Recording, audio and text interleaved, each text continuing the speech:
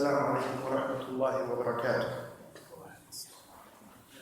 الحمد لله الذي خلق السماوات والأرض وجعل الظلمات والنور ثم الذين كفروا بربهم يعدلون وأشهد أن لا إله إلا الله وحده لا شريك له وأشهد أن محمدًا عبده ورسوله بشر وأنذر لا خير إلا دل الأمة عليه ولا شر إلا حذرها منه فصلى الله وسلم وبارك على نبينا محمد وعلى آله وصحبه ومن اهتدى بهداه إلى يوم الدين.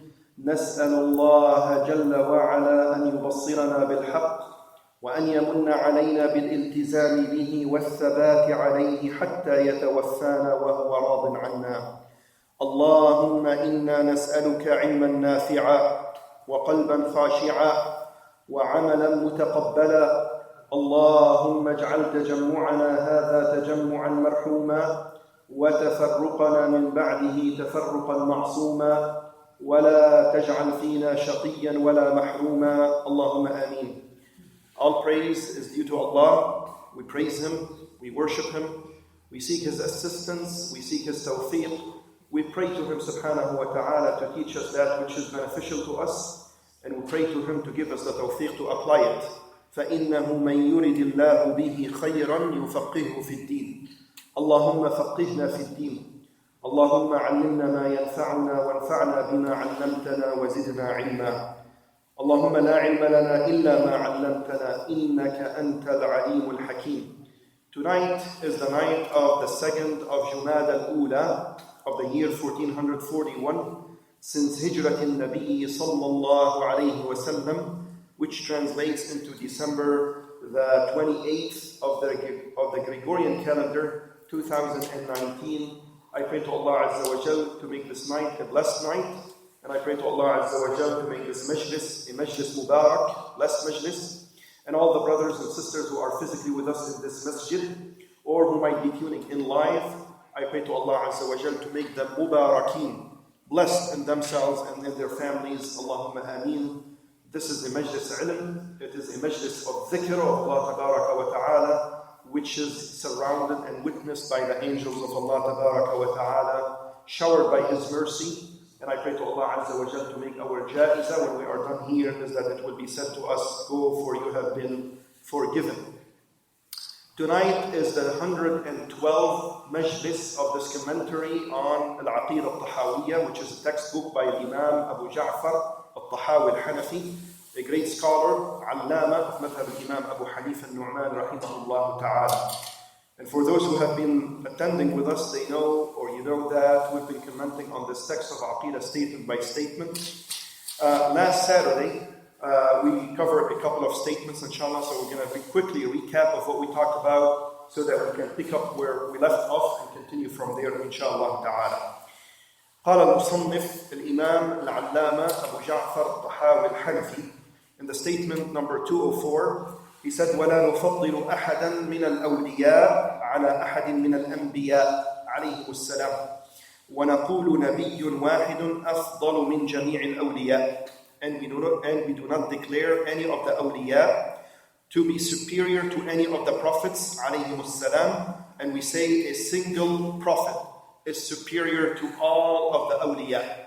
We said this is a great statement, and this is the understanding of Ahlus Sunnati wal Jama'ah, and this is the belief of Ahlus Sunnati wal Jama'ah, that the best of mankind are the messengers and the prophets alayhimus salatu was salam.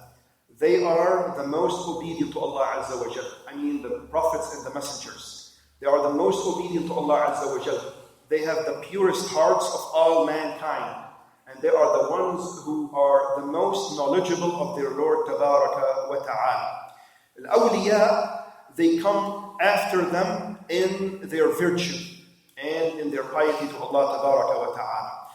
And that is why we believe that one of those messengers or those prophets alayhimus salatu wassalam is superior and better than all of the awliya.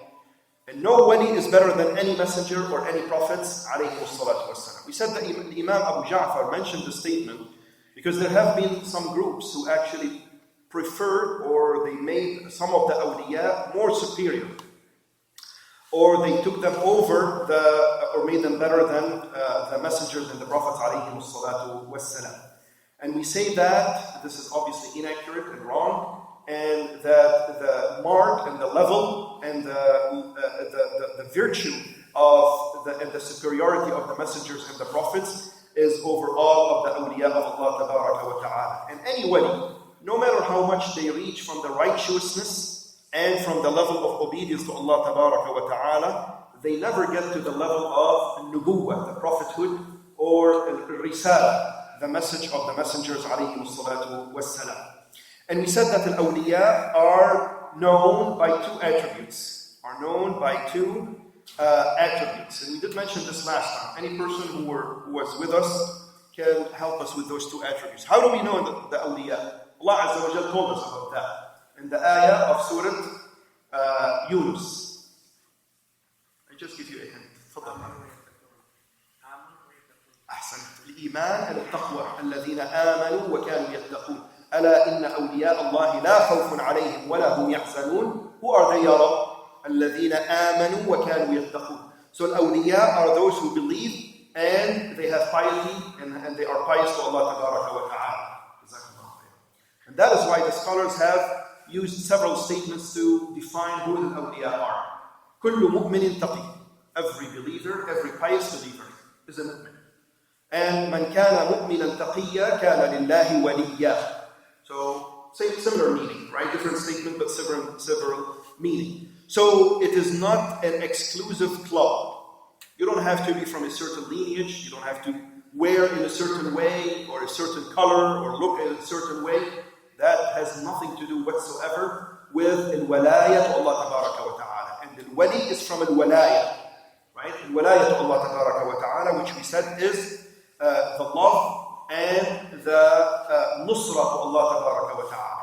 So this is how we know and this is how we recognize the awliya of Allah tabaraka wa ta'ala with two attributes. With that in mind, we can say that every Muslim has some share of this walaya. And this is quite important, brothers and sisters. Al-walaya and al-wali, not all the awliya are at the same level of al-walaya. People vary in their walaya to Allah Azza wa Jalla. Like we said about al-iman, like we said about al-taqwa. Not all people are at the same level of taqwa. I think that's obvious, right? Some people are more pious than others. Some people are more believers. They have stronger believer, right? Than others. Not all people are at the same level of an iman. Similarly, not all people are at the same level of al-walaya. The more belief, the more taqwa, the greater your walaya to Allah Azza wa Jalla is. And that is why there are the greatest awliya and there are those who are lesser and lesser. And there is the lowest level of al-walaya, which is to be merely a Muslim. So any Muslim, obviously being a Muslim, it means that you have the basis of al-iman, and you have the basis of piety to Allah Azza wa Jalla. That makes that person a wali. Not the greatest wali, but makes that person a wali, he or she. And the greater of both, the more iman and the more piety to Allah Azza wa Jalla that you have, the greater of walaya you have to Allah Azza wa Jalla. Right? And those who perfect their iman and perfect their piety, taqwa to Allah Azza wa Jal, then they are the perfect awliya of Allah tabaraka wa ta'ala. So it is quite important to understand that any Muslim is a wali of Allah Azza wa Jal, but their level of walaya is according and relative to the iman and to the piety that they have to Allah tabaraka wa ta'ala. But yet, at the same time, even the most perfect awliya of Allah Azza wa Jal, they don't even get near the level of prophethood, nubuwwah. And al-anbiya and the prophets of Allah tabaraka wa ta'ala are selected by Allah Azza wa Jal. It is istifa from Allah tabaraka wa ta'ala. We talked also, and the Imam Abu Ja'far is saying, وَنَقُولُ, and this is what we say. Obviously, I'm going very quickly because we've already talked about all of that. And just a quick recap. So he said, وَنَقُولُ, and this is what we say. نَبِيٌّ وَاحِدٌ, one prophet is better, أفضل, is better than all of the awliya. So no wali can reach the level or even surpass, as some groups have, deviant groups that is, have claimed that they can surpass and become even more superior than the levels of al-anbiya. That does not happen. right? Nor, and we say that one prophet is better than all of the awliya altogether, right? Any prophet and any messenger is better than all of the awliya of Allah tabaraka wa ta'ala. So this is what we said with respect to that statement. Any question really quick before we move forward? Is there a different? I thought all the prophets and messengers are also the awliya. So is it mutually exclusive, the titles?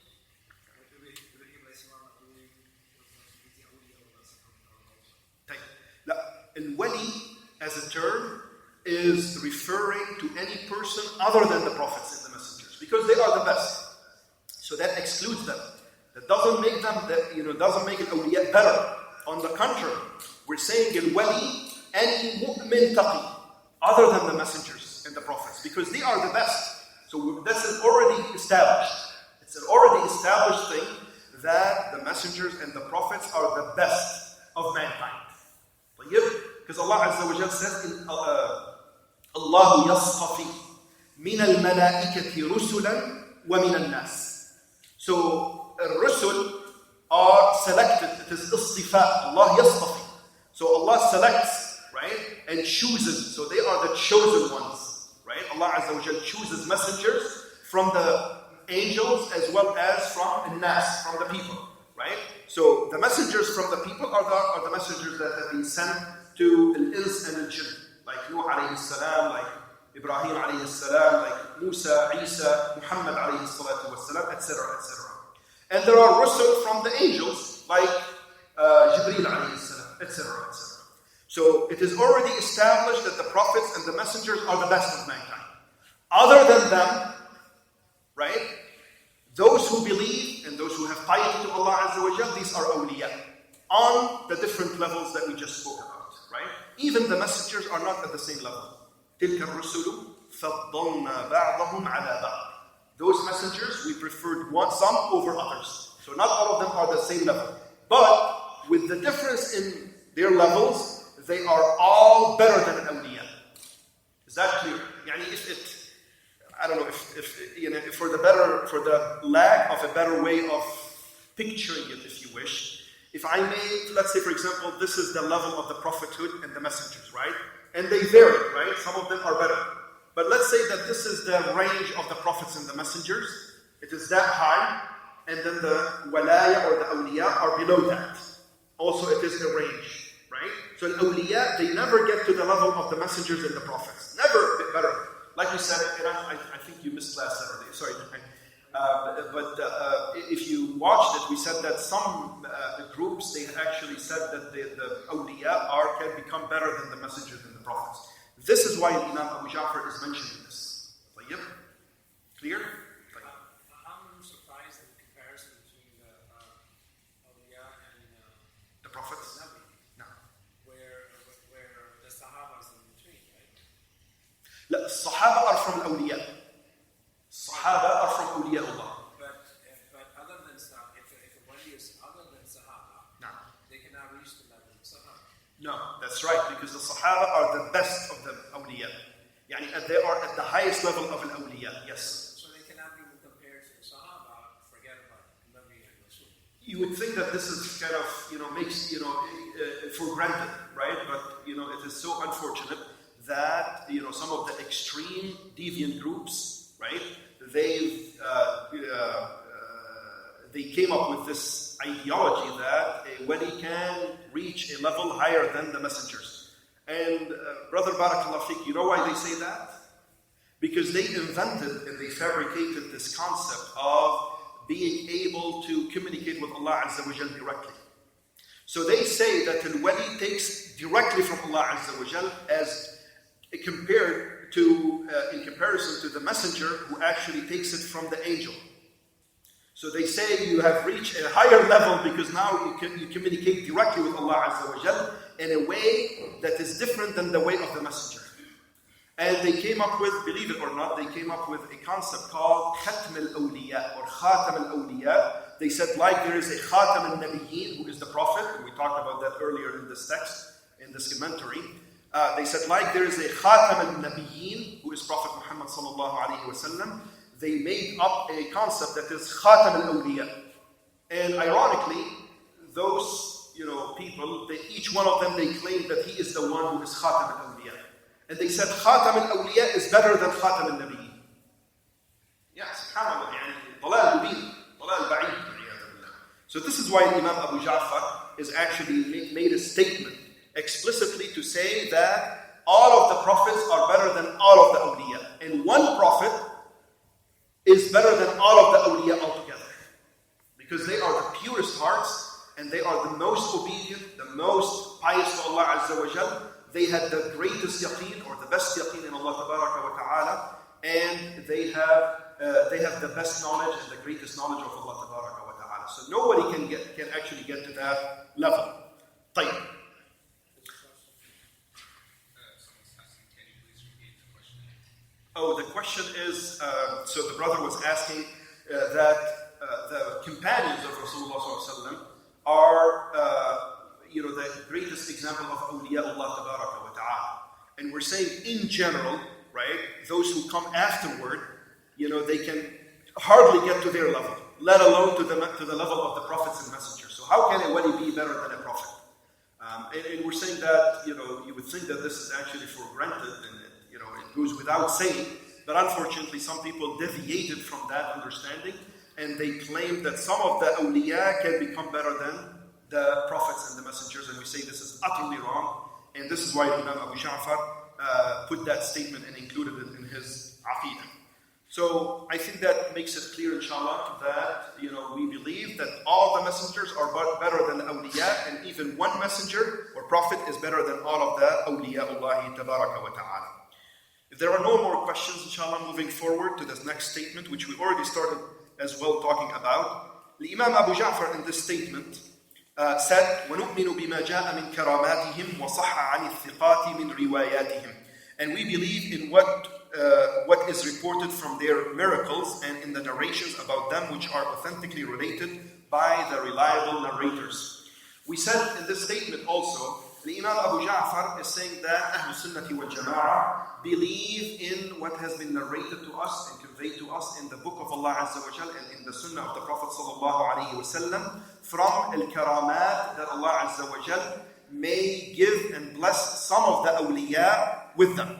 And we said that al-karama is an honor from Allah Azza wa Jal, that He honors some of the awliya when they have a need to those supernatural events, and we're going to talk some more about that, inshallah. We believe in that, but we believe in them only when they are authentically narrated, because a lot of people have actually went and exaggerated in that concept, and they narrated so many unproven, right, karamat, and they attribute it to people who do not deserve all that, who do not deserve that altogether. And we also said that Imam Abu Ja'far is mentioning this statement or mentioning this belief in the karama because some groups deny that there is such a thing as karama. They said it doesn't make any sense. Their intellect cannot comprehend these supernatural events. They say it doesn't make any sense. So they deny them. And on the other side, some people exaggerated in that. They went way too far. And they attributed every supernatural event, to people who do not actually deserve. And they wouldn't be blessed by Allah Azza wa Jalla with such a karama. And we said that the karama is an important aspect of Mu'taqad Ahlul Sunnati wal Jama'ah. And we said this is what is supernatural, is something that is supernatural. That not all people are able to do that in general, right?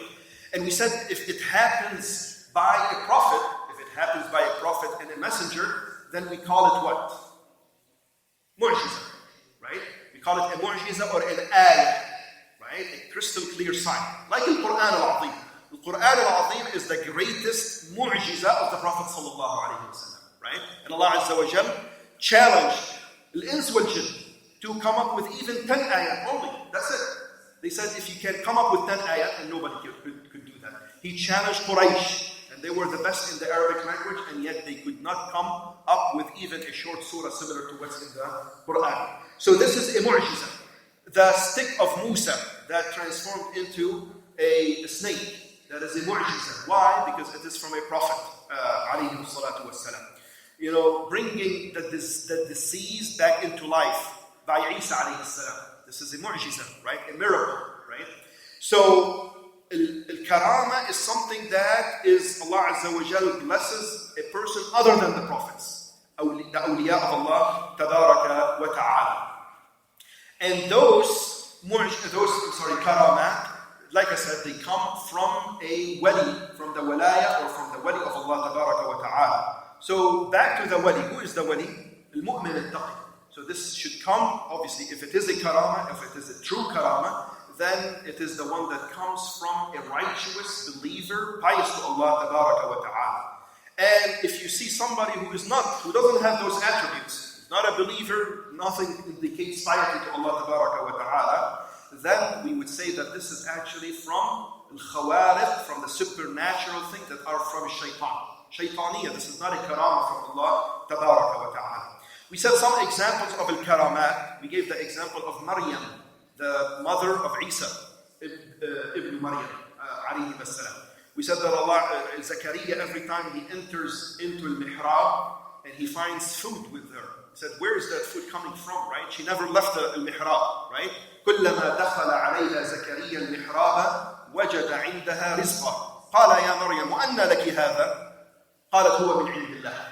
And every time Zakaria entered the mihrab to visit her, he found her supplied with sustenance, food and drink and everything.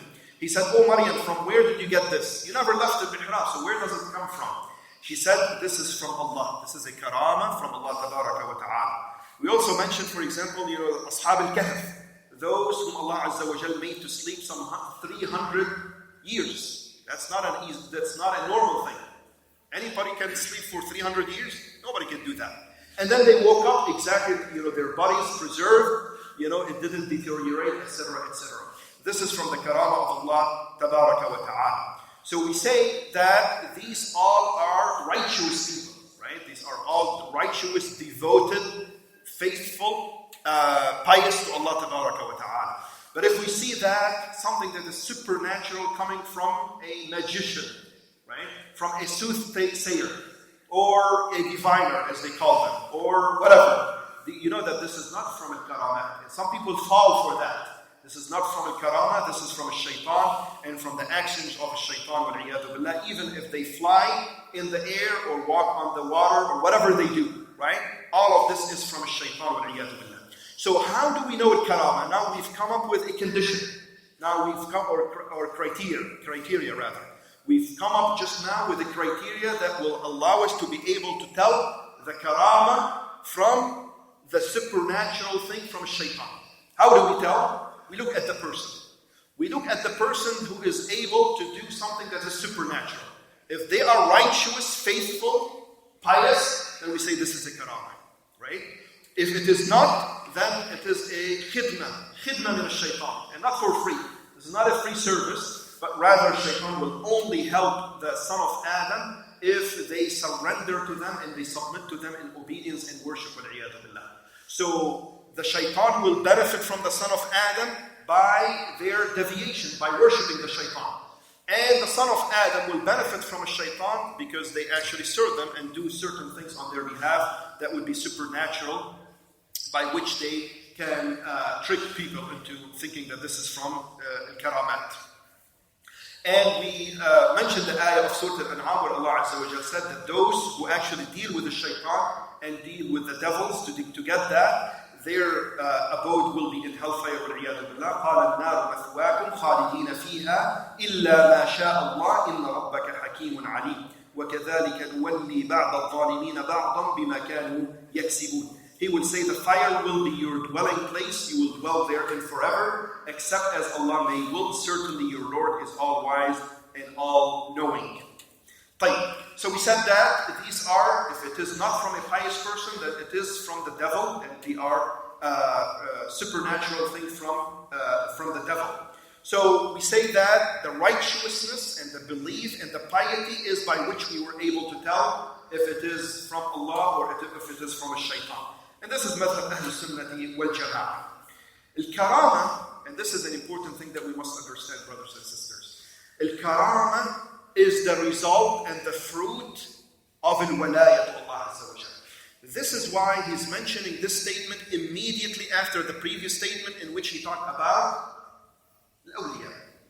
So he talked first about al-awliya and then he started talking about al-karama. Why?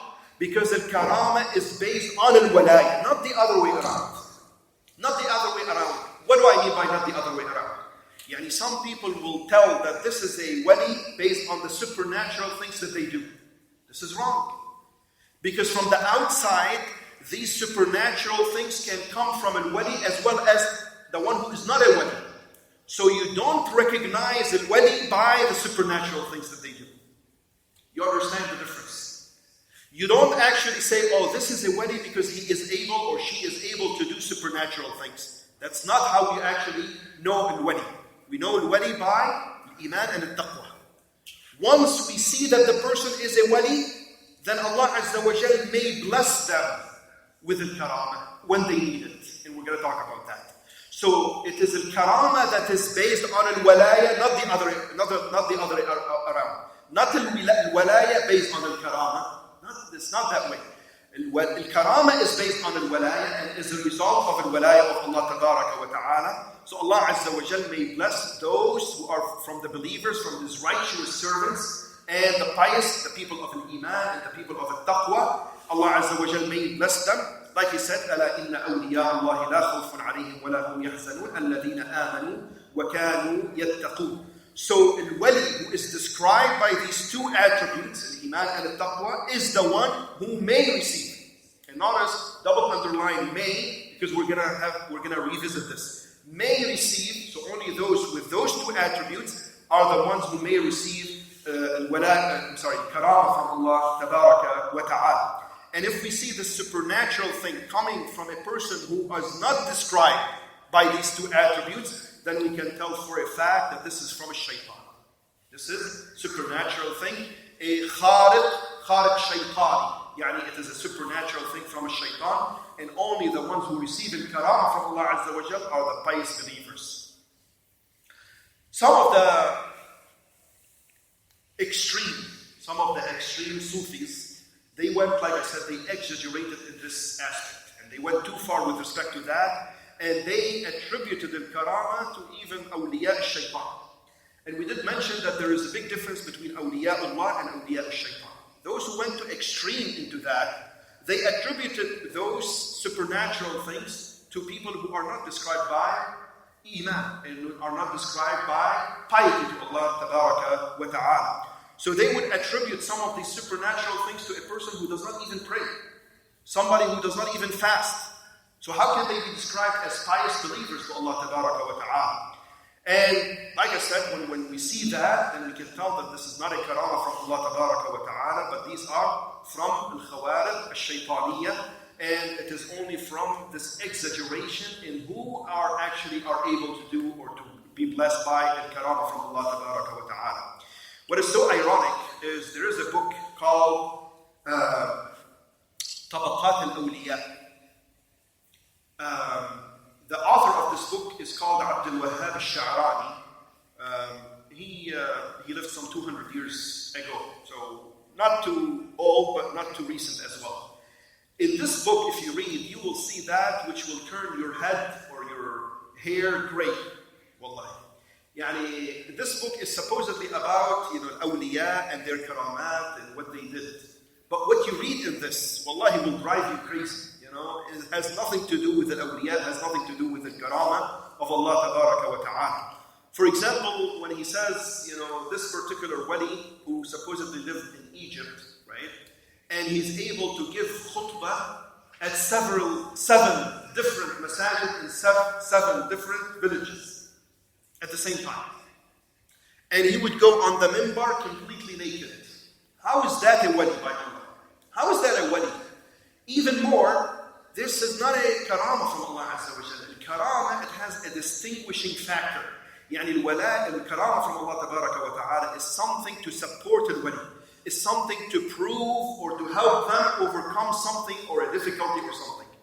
Why would anybody be allowed to give a khutbah at seven different villages at the same time? What's the benefit of that? Right? Or somebody who knows all the names of all the people in a particular village that they've never visited before. Right away they know everybody. This is not a karamah. This is not a karamah from Allah Tabaraka wa Ta'ala, nor is it an example of those karamat from Allah Tabaraka wa Ta'ala. And like I said, we're going to talk a little bit about what is al-karamah and who receives it and what are some of the distinguishing descriptions or attributes of al-karamat. So, and we say that the person or al-wali, no matter how righteous they get or how high in the ladder of an iman and the piety to Allah Azza wa Jal they reach, this does not make them go away from the path of al-ubudiyyah to Allah Azza wa Jal. So there is no such a thing that, I reach the highest level, now I don't have to pray, or I don't have to fast, or I don't have to obey Allah Azza wa Jal. This is not the case. This is not a good sign of a wali, a true wali of Allah Tabaraka wa Ta'ala. We see that the malaika, who are the most obedient to Allah Azza wa Jal, they constantly and continually obey Allah Azza wa Jal and worship Him. And likewise the awliya, likewise the prophets, the messengers, right? And all the righteous people. And Rasulullah sallallahu alayhi wa sallam, he said in the hadith which is related by Imam al-Bukhari, and Imam Muslim, and Imam Abu Dawood, and Watta Imam Malik, بإسناد صحيح, he said, وَاللَّهِ إِنِّي لَأَرْجُو أَنْ أَكُونَ أَخْشَاكُمْ لِلَّهِ وَأَعْلَمَكُمْ بِمَا أَتَّقِي. By Allah, I hope I am the most God-fearing of you and possess the best knowledge among you of those things against which I should guard. This is what Rasulullah sallallahu alayhi wa sallam is saying about himself. And he is the chief of all mankind, Sayyid al-Bashar, alayhi salatu wassalam. And he is the best of all of them who walk on earth, on the face of earth. And yet, he is saying, Wallahi, I hope that I am the most akhshakum lillah, the most God-fearing of you. So, al-walaya does not mean that you end up, if you reach a certain level, that you actually go away from al-ubudiyyah lillah, servitude of Allah Azza wa Jal. This is not from al-walaya to Allah Azza wa Jal in anything. And Allah Tabaraka wa Ta'ala ordered His Prophet alayhi salatu wasalam, and He said, وَاعْبُدْ رَبَّكَ حَتَّى يَأْتِيَكَ الْيَقِينَ. And worship your Lord until there comes unto you certainty. And all of the mufassirin, they said al-yaqeen in here, in this ayah, is al-maut, is the death, right? And passing away. So, and nobody reached the level of the Prophet sallallahu alayhi wa sallam. We already established that, right? We said the messengers and the prophets are the best of mankind. So if nobody reaches the level of the prophets, including the Prophet alayhi salatu wasalam, and he is the best of them, and yet Allah Azza wa Jal is ordering him, وَاعْبُدْ رَبَّكَ حَتَّى يَأْتِيَكَ الْيَقِينَ, until death comes unto you. Yani worship Allah Azza wa Jal for the rest of your life. And He is the best. So how can somebody who is lesser than him can reach a level where they don't have to, or they go away from the ibadah and from the servitude and ubudiyyah of Allah Tabaraka wa Ta'ala. Even al-Masih ibn Maryam, even al-Masih Isa ibn Maryam, alayhi salatu wassalam, he said, or Allah Azza wa Jal said with respect to him, he said, لَنْ يَسْتَنْكِفَ الْمَسِيحُ أن يكون عبدا لله ولا الملائكة المقربون ومن يستنكف عن عبادته ويستكبر فسيحشرهم إليه جميعا فأما الذين آمنوا وعملوا الصالحات فيوفيهم أجورهم ويزيدهم من فضله وأما الذين استنكفوا واستكبروا فيعذبهم عذابا أليما ولا يجدون لهم من دون الله وليا ولا نصيرا. The Messiah will never be proud, or the Messiah will never be proud to reject to be a slave of Allah, nor the angels who are near to Allah, and whoever rejects His worship and is proud, then He will gather them all together unto Himself. So as for those who believe in the oneness of Allah Azza wa Jal and did deeds of righteousness, He will give them their due rewards and more out of His bounty. But as for those who refuse His worship and were proud, He will punish them with a painful torment, and they will not find for themselves beside Allah any protector or helper. So these are the true awliya of Allah Azza wa Jal, who are, from their attributes, is that they are servants of Allah Azza wa Jal. They serve Allah Azza wa Jal with their best servitude, al-ubudiyyah, and al-ibadah lillah tabaraka wa ta'ala.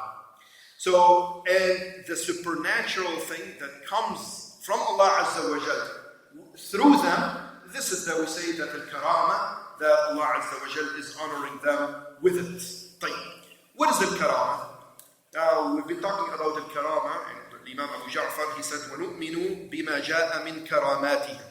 So what is al-karama? Al-karama in the language is from al-ikram, yani from honoring.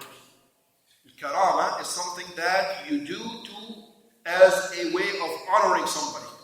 And this is exactly what al-karama, yani what Allah Azza wa Jal bestows upon some of His servants from blessing, from this bounty, right, which is supernatural, to honor them as a way of honoring His awliya subhanahu wa ta'ala. So this supernatural thing that Allah Azza wa Jal honors some of His awliya, some of His devoted, faithful, pious people, is what we call al-karama. Now, being a supernatural thing, right, is from what Allah Azza wa Jal bestows upon some of His servants, the servants of Allah Tabaraka wa Ta'ala. And this is not from the natural thing. No, notice, it is a supernatural thing. This does not include the natural things, which are the blessings that Allah Azza wa Jal blesses His servants in general. There are a lot of things that Allah Azza wa Jal blesses specifically His righteous servants with. And this is from the specific blessings for His ibad, right? Righteous ibad. This is not included in al-karama because this is for everybody. For example, He always preserves them. He always supports them. He always gives them help. This is to everyone. There's nothing supernatural in that. But what we say al-karama is that which is not natural. It is supernatural, right? And this is the karama that Allah Azza wa Jal blesses some of His righteous servants with. So, what is the criteria of al-karama? Is that it is supernatural. It is supernatural and it comes from those, like I said, the faithful, pious people. When we say supernatural compares to what? What is the thing that is supernatural and what is the thing that is natural? How do we tell if this is supernatural or natural? We say this is according to the time in which it happens. In other words, what may have been supernatural some 1,000 years ago may not be supernatural anymore. So al-karama is relative to the time when it happened. Back in the days, for example, being able to go from one place to a place far away, right, in 1 hour or overnight, this is something unheard of. That would be so supernatural, so shocking, for example. Like, for example, and I know this is about a prophet, and we call it mu'jiza. But for example, al-Isra wal-Mi'raj of the Prophet sallallahu alaihi wasallam. He went from Mecca, right, from al-Haram, or Bayt Allah al-Haram, to Bayt Allah al-Maqdis in Jerusalem today, overnight. This is something back in the day was unheard of. How can somebody be able to do that overnight? It used to take Quraysh 1 full month. Now with an airplane, you can make it in like 1 hour. It's not a supernatural thing anymore. It used to be, not anymore. So now if somebody comes and say, well, you know what? I made it from Mecca to Jerusalem in 1 hour. Well, so what? Nothing special about that. Anybody can do that now, right? It's nothing supernatural about it. So it is important to understand that al-karama being a supernatural thing based on the time it happened. Yani based that this is something that would not have happened back in the day naturally. And another thing, for example, back in the days during the time of the Sahaba and the Prophet, and even for some time afterward, going from Medina, for example, to Bilad al-Sham, it used to take them a journey of 1 month again. Jabir ibn Abdullah, he journeyed for a full month from Medina to Bilad al-Sham, or to Damascus, or what is known as Damascus today. It took him a full month going after one hadith. Now you just take an airplane and be there in like 1.5 hours, for example. Nothing supernatural. Or being able to see or hear people who are on the other side of the earth. This was unheard of. That's if somebody says, for example, I could hear somebody on the other side of the earth, or I could see them with my own eyes, I can see what they're doing, or I can hear what they're saying, this would be so supernatural back in the day. Now, not anymore. We have all these telecommunication means. You could actually do video conferencing. You could actually have a video phone, right? With your cell phone, Nothing special. A $200 device. You could actually do a WhatsApp video call and you can see what they're doing. And you can say, oh, I see what they're doing exactly. Nothing supernatural anymore. Yes, it was back in the day, but not anymore. I could hear what they're saying, right? I could call somebody in China and hear what they're saying. Not back in the days, right? So it is important to understand that karama is what used to be considered as supernatural back at the time when it happened. So it may not be supernatural now, and you may not be considered as a karama now, but back in the days it was a karama, and it was a supernatural thing. Now, it wasn't something that natural back in the days where it happened. So there is no such a thing, or you don't think of al-karama as something that is absolutely supernatural. Allah Azza wa Jalla blesses certain people with supernatural things that would be supernatural during their time, to help them or to bless them with something that will help them. So this is also a criteria of al-karama, that it is supernatural to the people who lived at that time, when it happened. So this is another criteria that we can add to that. We also, something important to understand about al-karama is that it is not from the person himself or herself. Al-karama is something that is supernatural that Allah Azza wa Jal blesses upon the person. It is not that the person is capable of doing that. A lot of people attribute the karama to the person himself, that he is capable or she is capable of doing this supernatural thing. That's not the case. Allah Azza wa Jal is the one, we call it in the Arabic language, يجري الكرامة على يد الولي. يعني, literally, if I want to translate literally the term, is that Allah Azza wa Jal runs this supernatural thing at the hand of the wali. Like, for example, like Isa alayhi salam, when he used to bring the deceased people back to life, he said, what did he say? He didn't say, I am doing it. Allah Azza wa Jal is running this mu'jiza through me. وَأُحْيِي الْمَوْتَى بِإِذْنِ اللَّهِ وَأُبْرِئُ الْأَكْمَهَ وَالْأَبْرَصَ بِإِذْنِ اللَّهِ.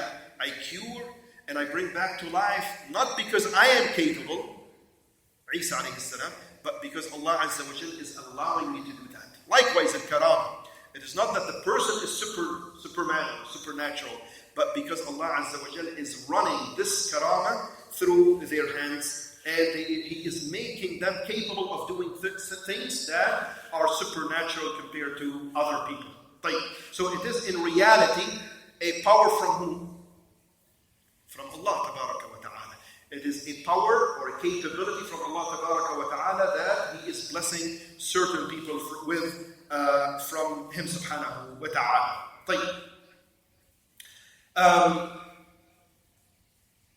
In principle, al-karamat, like we said, al-karamat in the Quran that are mentioned in the Quran are attributed to al-awliya, who are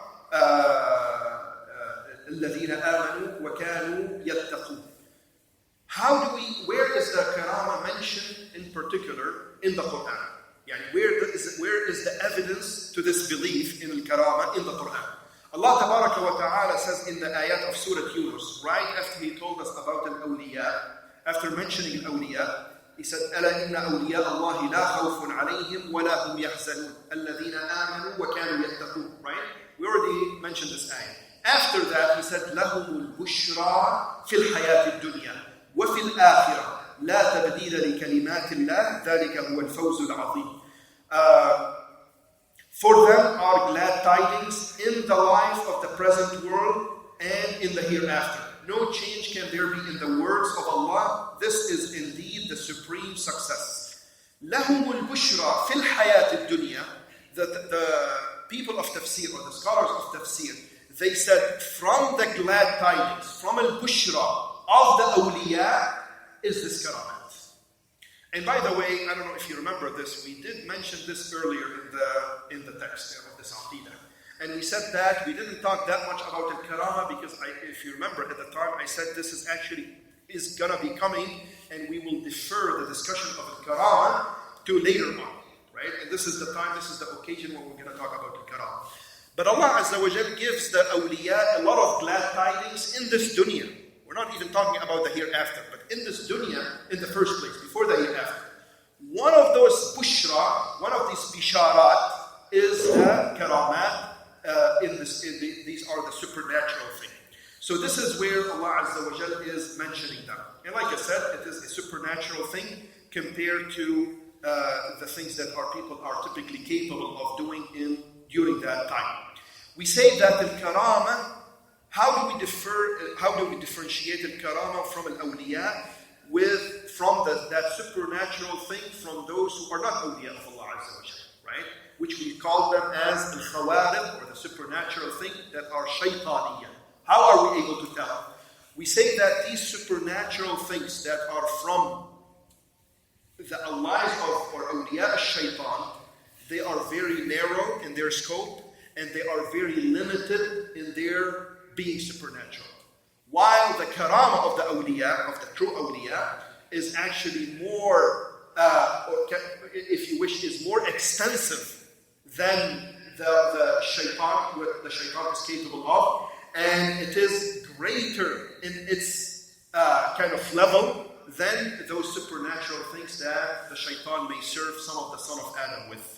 So this is some of the things that we're able to actually differentiate. Yani in general, those supernatural things that the shaitan helps some of his awliya shaitan with, are typically a trick of the eye, trick of the senses of the son of Adam. Yani he tricks their vision, he tricks their hearing into, hearing something that they think they are hearing, or into seeing things that they think they are seeing, but in reality it is not. For example, like the one that I just mentioned a little earlier. This person who supposedly is a wali, and he gives khutbah 7 times at the same time in 7 different villages. This is not a karam. This is a shaitan is actually giving the illusion to people that this person is here and here and here and here. This is definitely from shaitan. And al-karama is even more superior than that. طيب? So it is a trick of the vision, a trick of the senses, a trick of the hearing, to trick people into thinking that they see or they hear what they think they hear. And shaitan can actually come and look like somebody else. Yani people look at him and they think that this is that person. But this is iyadhan billah from the illusion of shaitan. And here he's replicating that person several times. Those people, for example, who say, they are, people have seen them in Sham and they've seen them at the same time in Egypt, and they've seen them also at the same time in a third place. This is definitely from a shaitan. Illusion from a shaitan and delusion from a shaitan. This is not from al-karamat that Allah Azza wa Jal will bless His awliya with.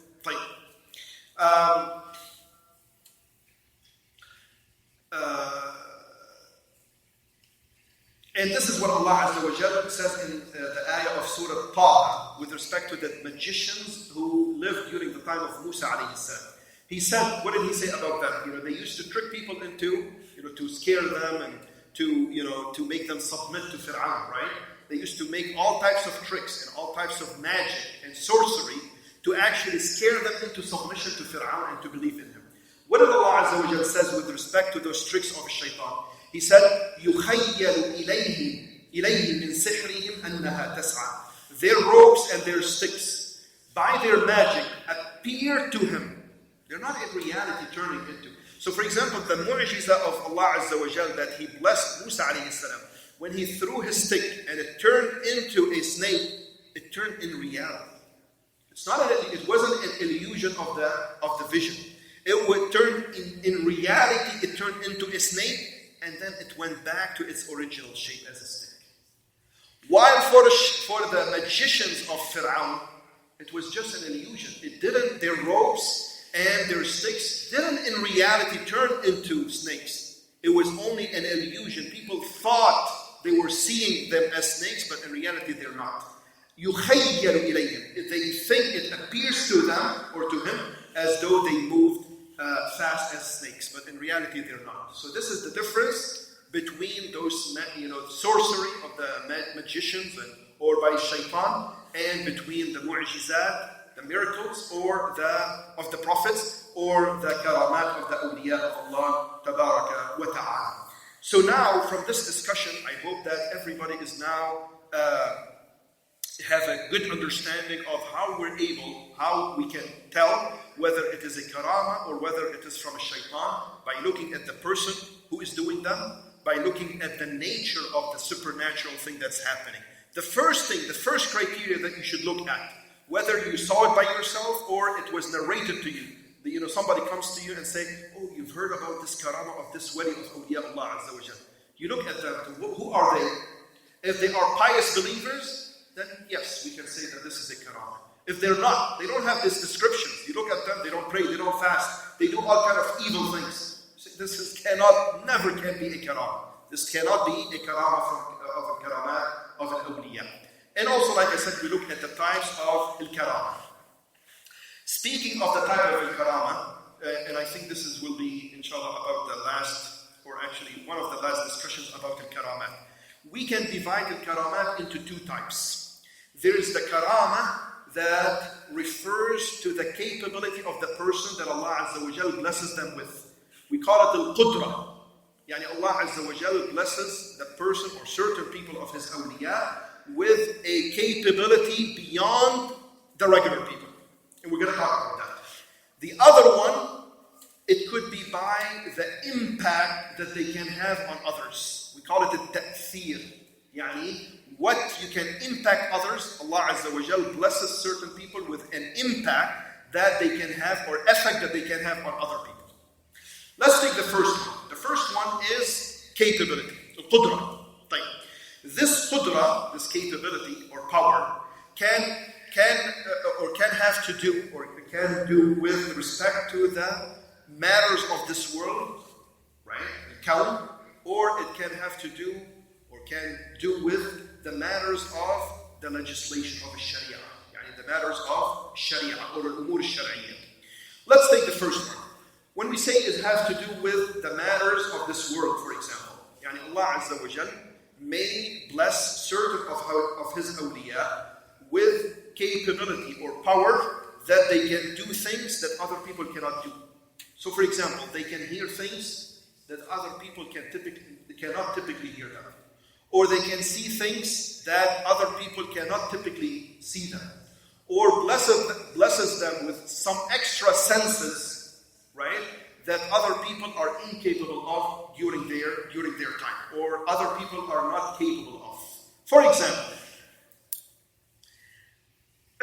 from an example of this, one day, Umar ibn al-Khattab radiallahu anhu, while he was a Khalifa al-Mu'mineen, or Amir al-Mu'mineen, Umar ibn al-Khattab, he was on the minbar giving the khutbah.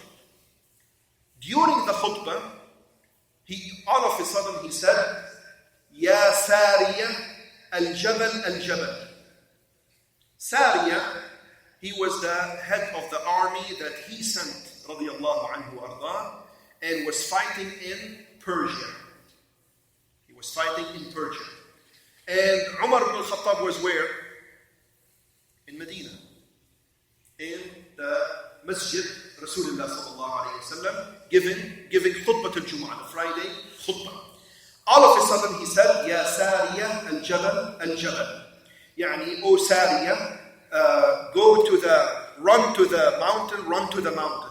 Yani, stick to the mountain and run to the mountain top. And then people wondered, why is he saying that? And then he explained to them that he was able to see Sariya and his army, and he could see where the enemy is, the position of the enemy and the position of the army of Sariya, and he could see where the mountain is, and he could see that his best option to conquer is to run and take the mountain top, and then they will be able to take the upper hand.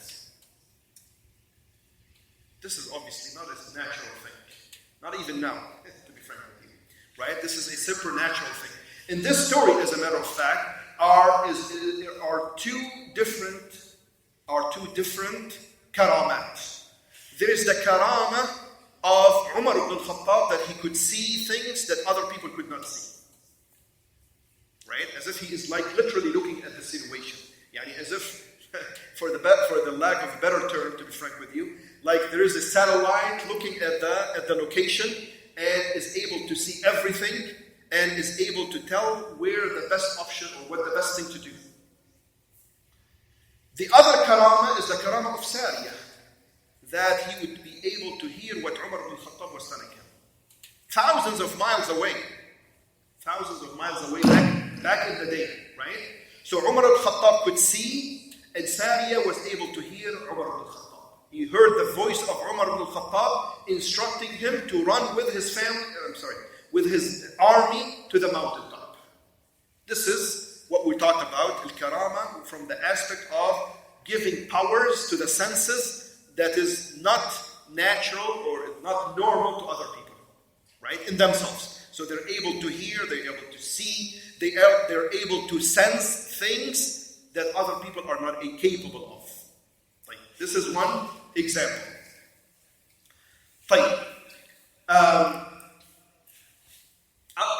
Other examples, for example, it has been narrated that some of the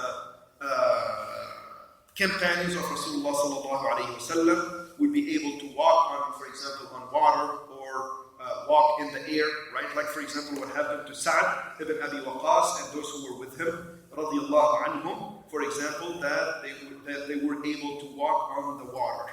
This is from capability that other people are not capable of. For example, what we mentioned a little earlier, Karamat Ashab al-Kahf. They slept for some 300 years and then they woke up with a perfect body. Nobody would be able to do that. This is supernatural power that Allah Azza wa Jal gave them in themselves. For example, it has been narrated that some of the righteous would be able to walk in the fire without being hurt by it. Not at all. Like the mu'jiza of Ibrahim alayhi salam, right? He was thrown into the fire and it was cool on him, alayhi salatu wassalam. Likewise, some of the awliya. Now, obviously, we would only believe those that were authentically narrated to us. And notice what the Imam Abu Ja'far is saying in here, because obviously a lot of stories were made up. He said, وَصَحَّ عَنِ الثِّقَاتِ مِنْ رِوَايَاتِهِمْ. And the narrations about them which are authentically narrated by the reliable narrators. So not anybody who comes and say, oh, such and such thing was able to do such and such thing. Well, we have to see the narration, we have to be able to tell that this is a authentic narration. It is trustworthy, right, by the reliable narrators. We don't just take it on its face value. So this is the first type, the power in the person that is supernatural. With respect to the religious matters, for example, this capability in himself that Allah Azza wa Jal blesses certain people. For example, they would be able to comprehend in a way that is far superior than other people. Or they are able to memorize, large amount of knowledge that other people are incapable of. And there has been some scholars, there have been some of the awliya of Allah Azza wa Jal, some of the A'immat Ahl Sunnati wal Jama'ah, who have been able to, they've been, mashallah, ahead of other people, ahead of the other, scholars in there. They were known for their capability of memorization or comprehension. And Allah Azza wa Jal opened up for them their comprehension and the understanding that He did not open to other people. And they've been, some of the scholars have been known for that. For example, Shaykh al-Islam ibn Taymiyyah, he was known for, his capability of understanding, mashallah. Imam al-Shafi'i, he was known for his literally supernatural capability of memorizing. It's like a scanner. Whatever his eyes come on, scan it. MashaAllah. So this is supernatural. This is not regular or normal for other people. This is from al-karamat with respect to capability in the matters or with relationship to the matters of deen, in the religion. Now, the other type of al-karama, we said this impact on others. We talked about in themselves, now impact on others, right? That supernatural impact that they can affect other people with those who are around them. Again, with respect to the matters of this world, for example, they can have certain impact on others. What they can see, what they can hear, or what they cannot see, or what they cannot hear, or what they cannot sense. For that matter. For example, the Imam al-Hasan al-Basri from Sadat Tabi'i, from the chiefs of At-Tahawiyyah, the second generation after Sahaba Rasulullah sallallahu alayhi wa sallam. He lived during the time of Al-Hajjaj ibn Yusuf al-Thaqafi. You've heard of him, right?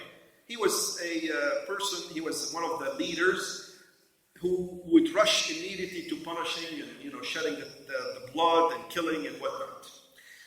He got angry at Al-Hasan al-Basri. And he called him to his court, right? He summoned him to his court. And he didn't go. He sent his soldiers to his house 6 times, looking for him. They went to his house, and they looked everywhere in his house, and they couldn't see him, although he was in the middle of his house. So this is an impact on others. He's right in front of them. They're looking at him, and they're looking everywhere, but they could not see him. By the will of Allah Azza wa Jalla. This is a karamah from the aspect of impact on others. Right? It's like literally they're looking at him, but they're not able to see him. Subhanallah. Right? This is from the karamah to save Al-Hasan al-Basri rahimahullah ta'ala. So this is from the capability to impact others, to affect others, right? In their senses or in their powers. Right. For example, also from the examples of this particular karama is to actually have an effect on some of the characteristics of things around you, right? Or like the air or the water, etc., around you. This is also from this type of al-karamat. The other type of the impact that you can have to people around you is that which relates to the matters of the deen, For example, some of the scholars, some of the people of knowledge, some of the du'a, some of the callers to Allah Tabaraka wa Ta'ala may have an impact on other people more so than other scholars. So for example, whenever they talk, everybody will obey them. This is an effect that they can have on others. Some of the scholars, they have a huge impact on others, more so than other people. Right? Whenever they orders, people obey. Whenever they prohibit, people also will submit and obey them. Or whenever they remind others, it will have a big impact on people. You will see people being reminded, being affected by their speech, being affected by their sermon, for example, by their lectures, by their instructions, by their reminders, by their wasiyyah, etc., etc. This is sometimes, it is kind of beyond what other people are capable of, right? Whenever they are heard, they leave a big impact on other people who heard from them. This is also from the types of al-karamat that Allah Azza wa Jal would bestow upon other people, upon some of His righteous servants, subhanahu wa ta'ala.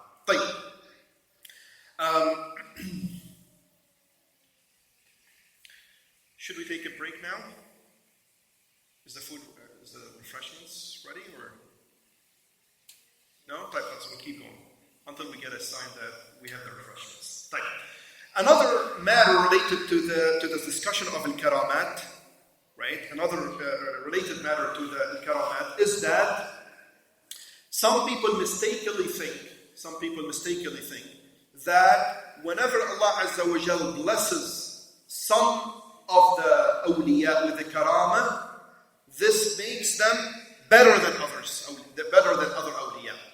Or that those who receive al-karama, or some karamat from Allah Azza wa Jal, are a greater awliya than those who did not receive the karama from Allah Azza wa Jal. This is a big mistake. Because the virtue, or the level of the virtue of the awliya of Allah Azza wa Jal is not determined by whether they received karama or not. This has nothing to do with it. So somebody who is less virtuous from awliya Allah Azza wa Jal may receive the karama, and the one who is more virtuous or has a higher level of walaya may not receive a karama from Allah Azza wa Jal. Why? Because al-karama is based on the need of the wali to it, and Allah Azza wa Jal decrees that He blesses them with a certain karama. It has nothing to do with a sign of whether they are more virtuous or less virtuous, right? It is like we said, it is an ikram, it is is a honor from Allah Azza wa Jal, and it is an in'am. It is a blessing from Allah Tabaraka wa Ta'ala for those righteous servants when they need it, if they need it, based on the wisdom of Allah Tabaraka wa Ta'ala.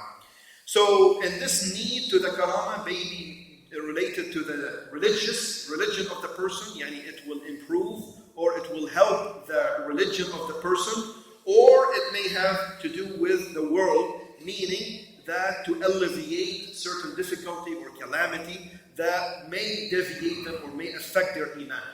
This is what these are the circumstances in which Allah Azza wa Jal may support His awliya with certain karamat.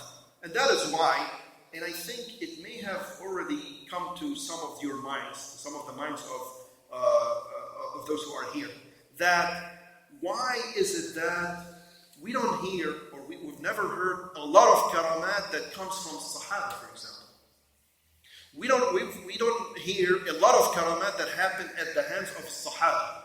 As a matter of fact, and this is what's so interesting, there are more karamat that have been authentically narrated, right, and transmitted to us from al-tabi'een more than from Sahaba themselves. More so, we have more karamat that have been reliably narrated to us from tabi'een now, who are the third generation, more than al-tabi'een. Although the level of virtue is actually that the Sahaba are better than al-tabi'een, and al-tabi'een are better than tabi'een. So how come that tabi'een have more karamat than al-tabi'een, and the tabi'een have more karamat than the Sahaba? Is that an indication of virtue? That's a question. No. It's not a sign of or a proof of the virtue. If anything, the Sahaba are better. Yet, they had lesser karamat than the tabi'een. And likewise, tabi'een had less karamat than the tabi'een, although they are more virtuous as a group in general. So this is something that is also important, brothers and sisters, that al-karama is not an indication of the level of al-walaya of the person, or that he is more or she is more virtuous than the others who did not receive the karama from Allah Tabaraka wa Ta'ala. And like I said, that al-karamat of the Sahaba are much lesser than al-tabi'een. And as a matter of fact, what has been narrated from the Sahaba is much lesser compared to al-karamat that have been narrated from al-tabi'een, and so on and so forth. And this is based on the fact that when the person, the reason for this is that when the person has a greater and more or stronger iman, and more piety in Allah Azza wa Jal, and greater yaqeen in Allah Tabaraka wa Ta'ala, Allah Azza wa Jal may, instead of blessing them with al-karama, rather He tests them more to actually elevate their status even more. And this is why Rasulullah sallallahu alayhi wa sallam in the hadith, which is in Sunan al-Imam Ibn Majah and Sunan al-Imam al-Tirmidhi, and the Imam al-Albani judged it as Hasan Sahih. He alayhi salatu wa sallam said, Al-Anbiya, or rather, Sa'd ibn Abi Waqas, he asked Rasulullah sallallahu alayhi wa sallam, he said, Ya Rasulullah, ayyu nasi ashaddu bala'an? I said, O Messenger of Allah, which people are the most severely tested? Man ashaddu nasi bala'an, yani from al-ibtila. Who are the ones who are the most severely tested? قال عليه الصلاة والسلام الأنبياء ثم الأمثل ثم الأمثل. He said the messengers or the prophets عليه الصلاة والسلام are the most severely tested, then the next best, and then the next best. Yani the one who is best in their iman will be tested more. This is a reality, and this is an important thing to understand. So, and then he said عليه الصلاة والسلام فإن يبتلى العبد على حسب دينه. A person is tested according to his religious commitment. The stronger the deen, the stronger the testing from Allah Tabaraka wa Ta'ala. And the lesser the deen, or the weaker the deen, the religion of one's religion, then the lesser the testing from Allah Azza wa Jal is. And this is something that, like I said, is something that is very important to understand. So this indicates indicates that Allah Azza wa Jal may choose for the ones with a stronger religion and a stronger commitment to the deen and a stronger belief in Allah Azza wa Jal, He may choose for them more testing so that He elevates their status as opposed to blessing them with karamat from Him subhanahu wa ta'ala. And those who are with a lesser or weaker religion, Allah Azza wa Jal may help them with al-karama, right? So that this testing may not deviate them. So for example, somebody with a religion, with a good religion and with a good wilayah to Allah Tabaraka wa Ta'ala, but if the testing is stronger, then that may weaken their religion and we may weaken their faith in Allah Tabaraka wa Ta'ala. So Allah Azza wa Jal may support them with this wilayah to preserve their religion and their faith in Allah Azza wa Jal. But this is not an indication that they are more virtuous. On the contrary, Allah Azza wa Jal is helping them because their faith is weaker. And the ones with a stronger iman, Allah Azza wa Jal tests them more and may not supply them with al-karama because they have already stronger iman, and by the help of Allah Azza wa Jal, they are able to overcome that. You see the difference? And you see how this is what explains why the Sahaba did not have as much karamat as the Tabi'een. Because in general, the Sahaba are better than and stronger in their iman and in their yaqeen in Allah Azza wa Jal than the Tabi'een. And likewise, Tabi'een, stronger than Tabi'een, etc., etc. And this is why we see more karamat that have been narrated from the later generations compared to the earlier generations. And I hope that actually now started to make sense to all of you, why we have more karamat from later generations rather compared to the earlier generations, because they actually did not need them. Their hearts were stronger in iman and in yaqeen and in piety to Allah Azza wa Jal and in reliance upon Allah Tabaraka wa Ta'ala compared to the later generations. And this is why they did not need as many karamat as the later ones. Is that clear, inshallah? So the summary of the understanding that we should come out of with is that having a karama is not an indication that you are a more virtuous person. Some people use that logic and use that reasoning that mashallah he has karamat, so he must be a more virtuous person. See, that's not a necessary thing. This is not necessarily the case. It's not an indication that they are more virtuous in the eyes of Allah Tabaraka wa Ta'ala. Only the ones who are in need and those who are, that Allah Azza wa Jal decrees that they bless them with this karamat so that they help them, that Allah Azza wa Jal help them, right, to overcome the difficulties, but rather is the one who are with a stronger iman, with their knowledge of Allah Tabaraka wa Ta'ala and with their reliance upon Allah Azza wa Jal and with His help and His tawfiq subhanahu wa ta'ala, they wouldn't need a karama and they would be able to overcome and stay the course on their own with the help of Allah Tabaraka wa Ta'ala. I guess let's take a break, inshallah. Another 5 minutes? Okay, another 5 minutes, inshallah. Any questions? Can we use the microphone? Some of the military campaigns in time the Sahabas, such as Abu Bakr when he went after the Byzantines and Persians, would that be considered automatic, or is that?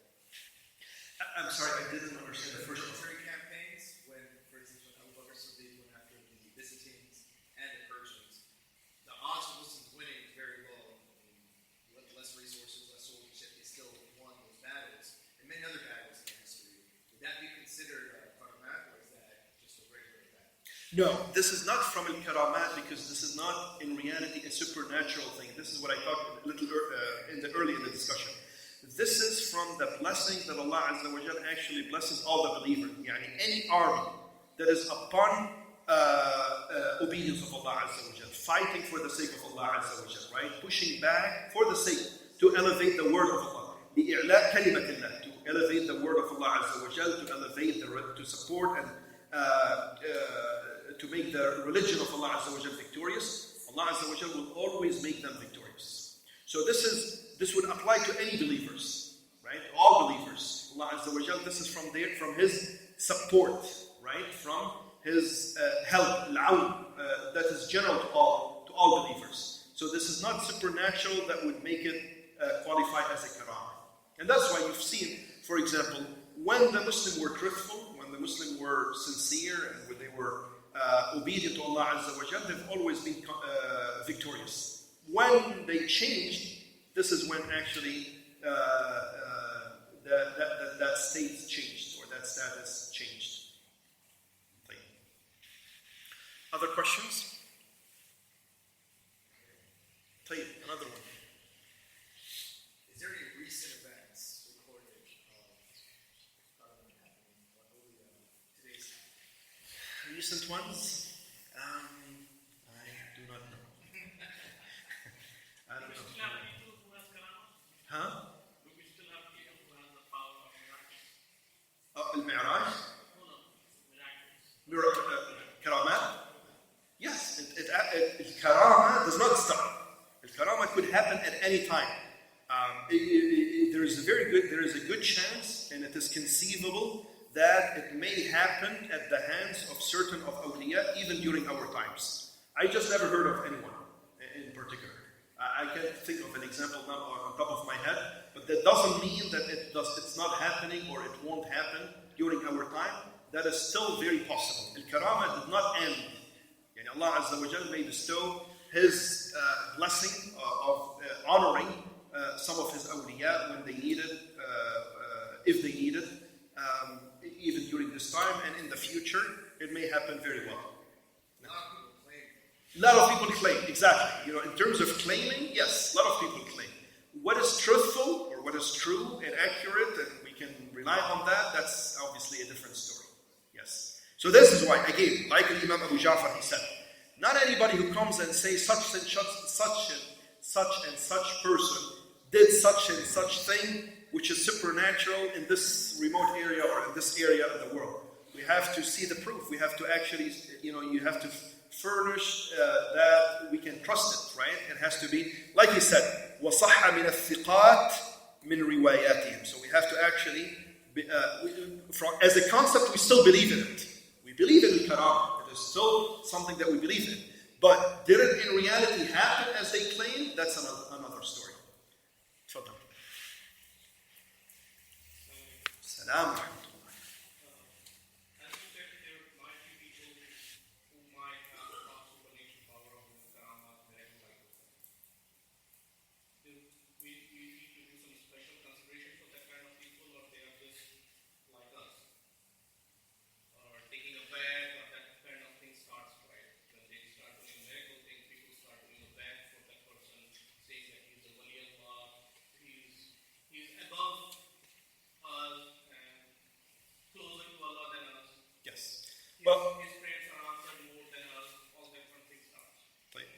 This is exactly what we mentioned a little earlier. We don't actually know al-awliya by al-karama.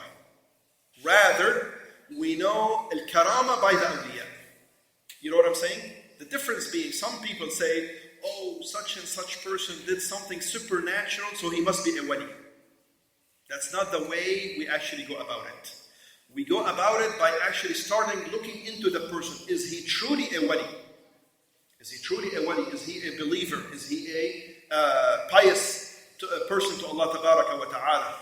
Let's look at his deeds or at his actions. Is he the one who is really described as a faithful, pious servant of Allah Tabaraka wa Ta'ala? Do we see servitude and ubudiyyah in his? Is he from the people of prayers? Is he from the people of fasting? Is he from the people of obedience to Allah Azza wa Jalla? Or is he somebody who commits, evil things and weird things and does, weird things, from what people conceive as of awliya of Allah Tabaraka wa Ta'ala? If that is the case, then this is not a karama. This is from shaitan. And he's not closer to Allah Azza wa Jalla. If we look at him and see that, or her, and see that they are truly from awliya Allah Azza wa Jalla, we say absolutely, this is a karama from Allah Azza wa Jalla. Does that make sense? So this is how we know, we go about, or the criteria by which we judge that this is a karama or not. Because again, and this is, I want to finish by this, I see that the refreshments are almost ready.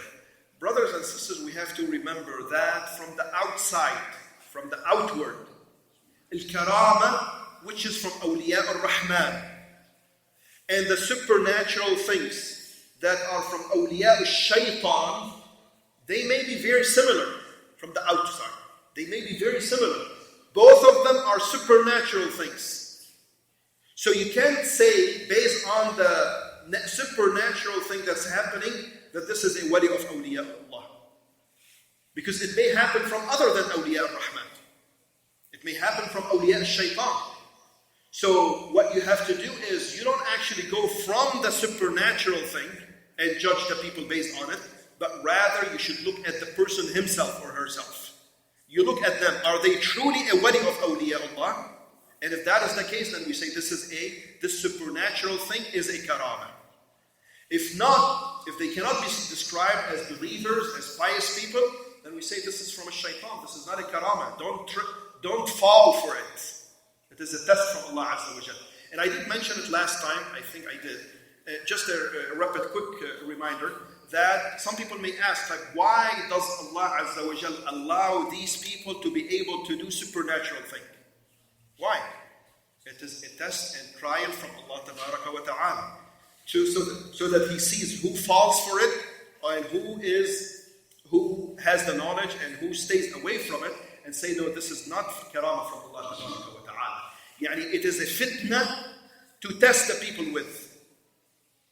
Those who know that, is this person a wali or not? If he is a wali from Ar-Rahman, then this is a karama. If he is not a wali of Ar-Rahman, but rather we can tell that they are awliya shaitan, then this is a supernatural thing from a shaitan. It is kharib shaitani, and it is not a karama from Allah Tabaraka wa Ta'ala. So this is by which we are able to tell. And I did mention last time, and I finished by this, inshallah, I promised, that there is one of the best books with respect to this, is a book by Shaykh al-Islam Ibn Taymiyyah rahimahullah ta'ala. He titled it Al-Furqan Bayna Awliya Ar-Rahman wa Awliya Al-Shaytan. In this book, it is a pretty thick book, very extensive book, wallahi, a unique book in its kind. I don't know if it is translated into English. I hope it is, because it is worth reading every page of it.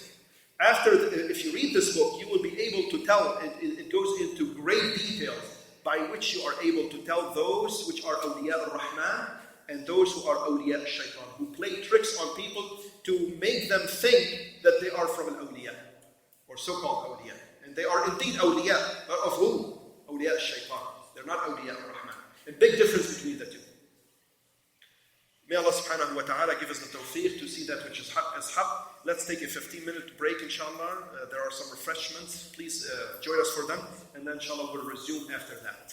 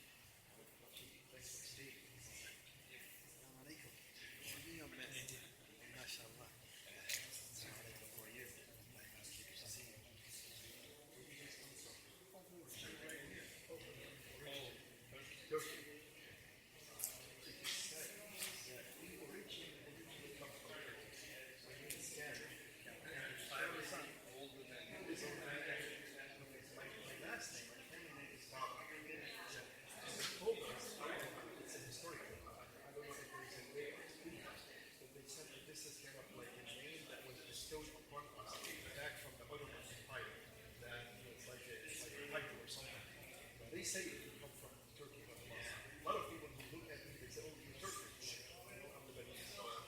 There's a good chance that you may have one.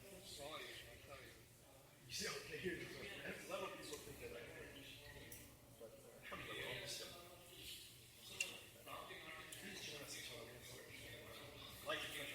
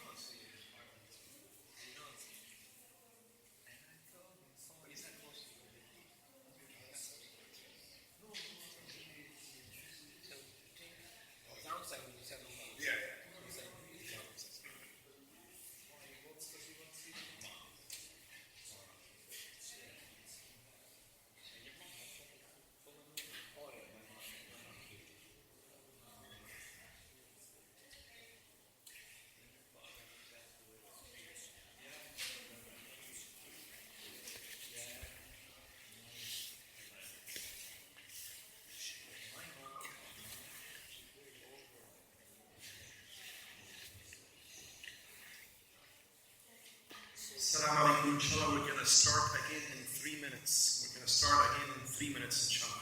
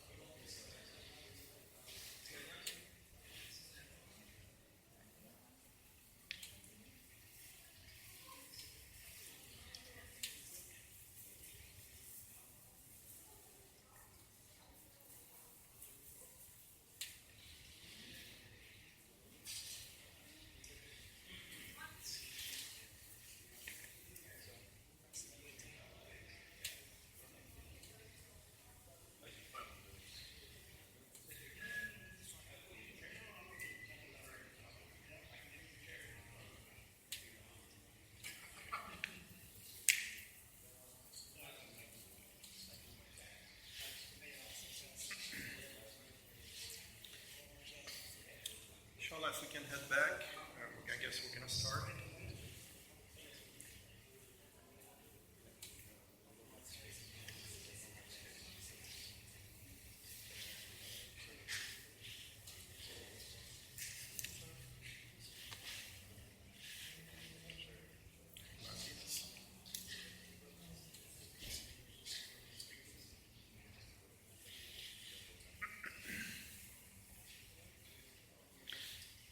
Assalamu alaikum wa rahmatullah.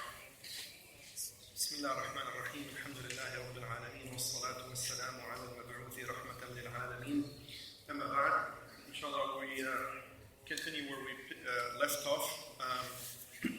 So the last thing we talked about with respect to statement number 205, we said that al-karama in and of itself is not an indication of the level of the virtue of the wali of awliya Allah tabaraka wa ta'ala who receives it. Right?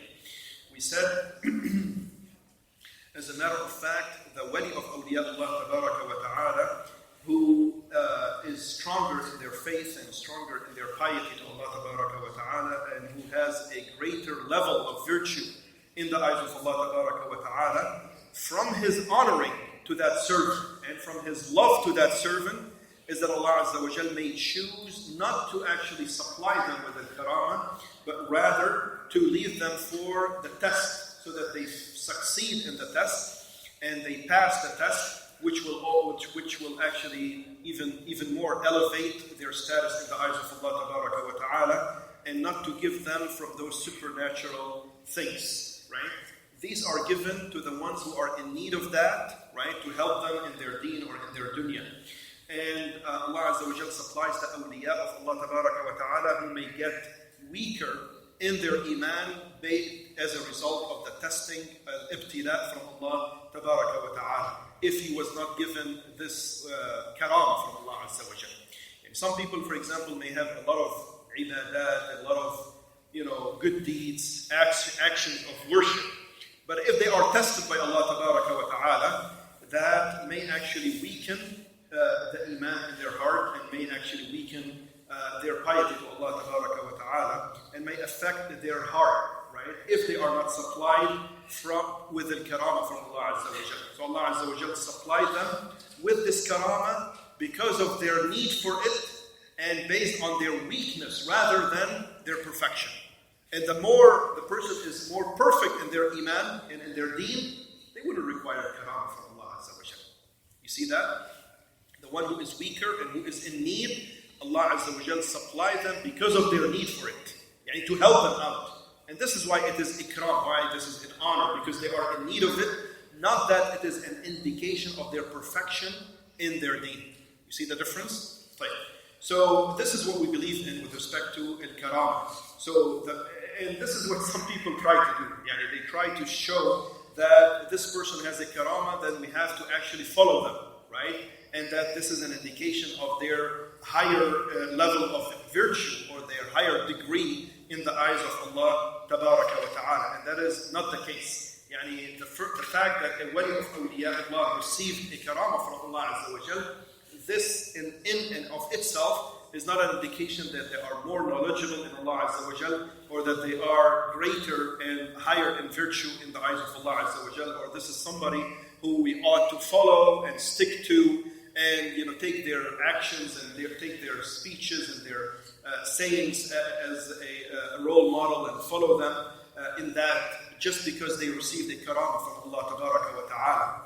And salihun, the righteous, it has been their tradition, over time, it has been their tradition that if they receive al-karama from Allah tabaraka wa ta'ala, they don't actually advertise it and go around and say, oh, people, I received karama, this is what happened to me, as an advertisement to get, based on it. This is not from the tradition of the salihin.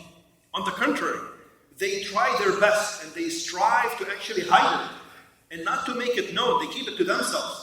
If something happened to them, if they received the karama from Allah Azza wa Jal, then they try their best to keep it to themselves and keep it secret, and not to advertise it and let everybody know about it. Why? Because this may become a fitna to people. Because a lot of people fall into this fitna, right?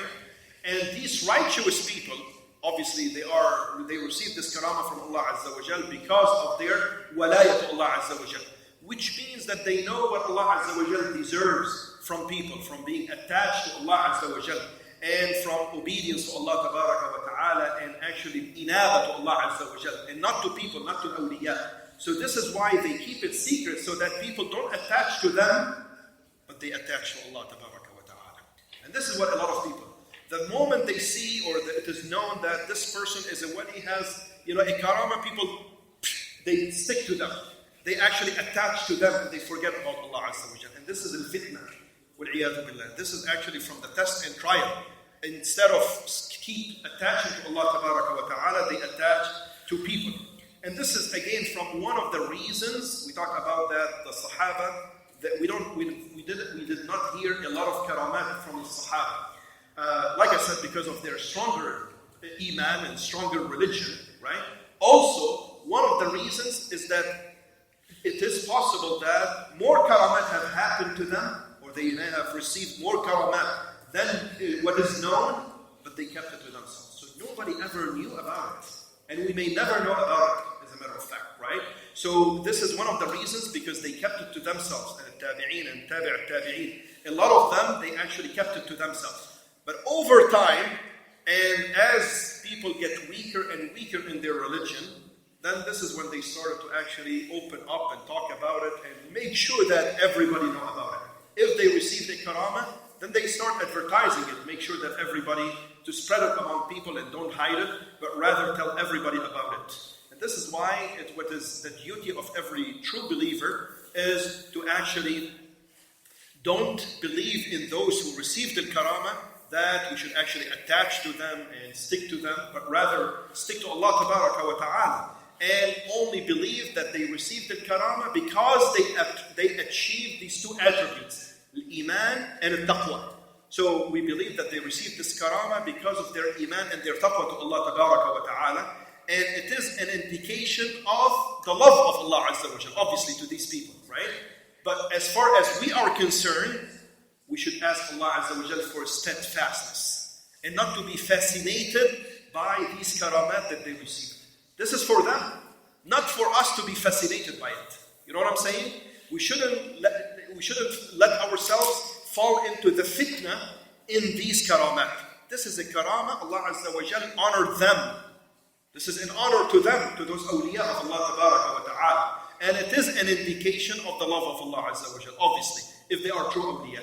But it is not for us to actually start sticking to them and start to actually attach to them, especially even when they actually die and people start going to their graves and they make istighatha by them and they say, well, this is a wali. Like, wali, so what? Okay, let's assume that he is a wali. And some of them, they may be true awliya and they disown or disavow what people do to them after they passed away. They may not approve of what happens at their graveyard, right? It may not be. And they may. Some are not true awliya. They are claimed that they are awliya. But even let's assume that they are true awliya of Allah Azza wa Jal. They passed away. So this does not mean that we should go and make istighatha by them and call upon them and ask them and pray to them and invoke them. This is absolutely wrong. And this is not what the karama and the walaya to be understood. But rather, like I said, we actually ask for Allah Azza wa Jal to give us steadfastness and to keep attaching to Him, to Subhanahu wa Ta'ala. We believe in the karama and we believe it is a help and an honor from Allah Azza wa Jal. But that does not mean that we start attaching ourselves and our hearts to those awliya. Rather, we actually attach to the Rabb of those awliya, to the Lord of the awliya of Allah Tabaraka wa Ta'ala. Tayyib? So this is why it is such an important topic, and there's a lot of deviant or misguidance, and a lot of people go astray with respect to this particular topic, and that's why, knowing how to tell al-awliya and knowing how to tell al-karamat and what they mean and what we should believe in them, the way that I actually explained over the course of this week and last week, this is what we should actually understand, especially when there's a lot of ignorance and they start playing tricks on people and trick them into glorifying the awliya, if they are awliya in the first place. A lot of them, they're not even awliya to begin with, right? Let alone their misguidance, and they make them look like or appear, they give them the appearance of an awliya and the karamat, and it is nothing of that, right?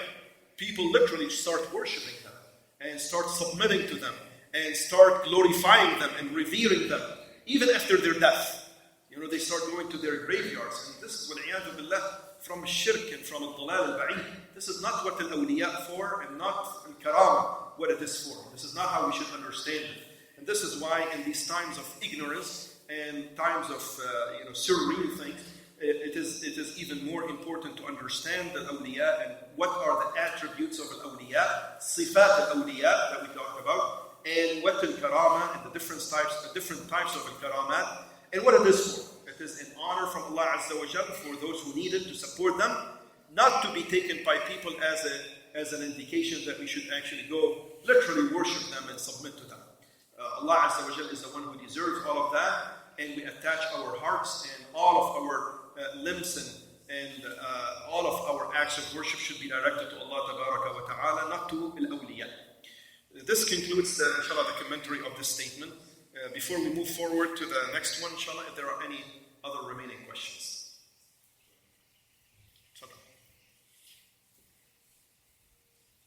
If we see these individuals making these claims and putting themselves on this high status and others following them, do we have a responsibility to try to expose them, to speak on it, and obviously diplomatically, but nevertheless effectively?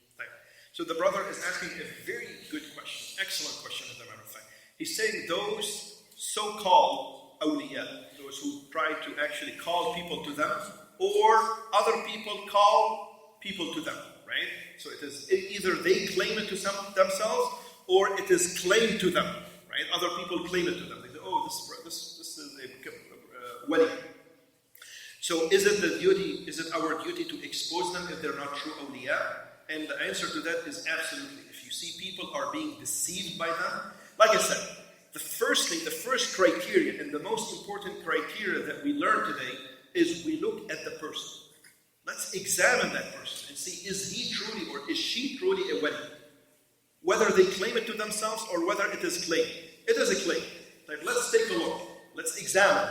We look at them. Are they truly from the believers? Do they act like believers? Do they act like pious people? Do they show piety to Allah Azza wa Jal? Right? Or do we see, things that make more question marks than anything else? Right? If they are truly awliya, I can tell you, they wouldn't advertise it. Because nobody would actually go out and say, oh, I am a wali, call people to myself.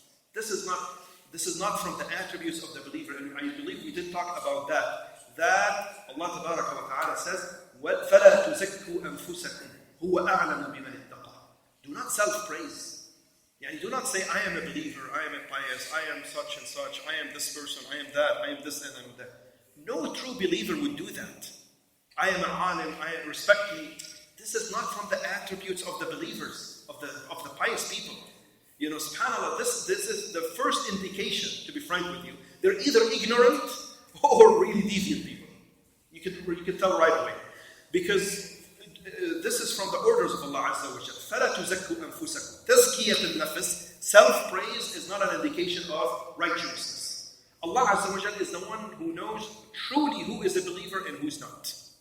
So, but yet, like I said, we examine them and see if they are truly up to the standard of al-awliya Allah Tabaraka. If they're not, and they're claiming it to themselves, or it is being claimed to them, then it is from al-nasiha lillah, wal-nasiha li kitab Allah, wal-nasiha li rasulillah, to expose them and like a wake-up call, if you wish, to actually tell people about, wait a minute, where are you going? This is not al-walaya, and these are not awliya. This is not what al-wali is, and this is not what it means. You have to actually advise people, and this is from al-nasiha al-wajiba. If there are people who are being deceived by them, and they are being tricked into believing, and believe me, today, in our day and age, wallahi, and this is Allah musta'an, there are a lot of people who claim it to themselves or is being claimed to them. A lot of people. And don't fall for those who just look like a wali. Some people, they may actually dress in a way that gives that appearance. Don't fall. Appearances are deceiving, as they say, right? This is right. They say that, right? And this couldn't be truer today. A lot of people, they dress in a way, like for example, the garment that they wear, or the what they put on their head, or the way they actually make it, right? All sometimes may give indication of righteousness. I'm not saying this is in itself wrong, but don't fall for just the appearance, right? Don't just take it from on the face value. The fact that they dress the way they dress, or the color that they dress, etc. This has nothing to do. This is not an indication. This is not a proof of al-walaya to Allah Tabaraka wa Ta'ala. Show me the actions. Show me who you are, what you do. And then I will be able to tell. I will actually gauge that based on the Quran and the Sunnah of the Prophet sallallahu alaihi wasallam. And this is what will tell me if that person is truly a wali of awliya Allah or not. طيب? طيب. So it's not by the appearances. It's by the core, by the heart, from the inside.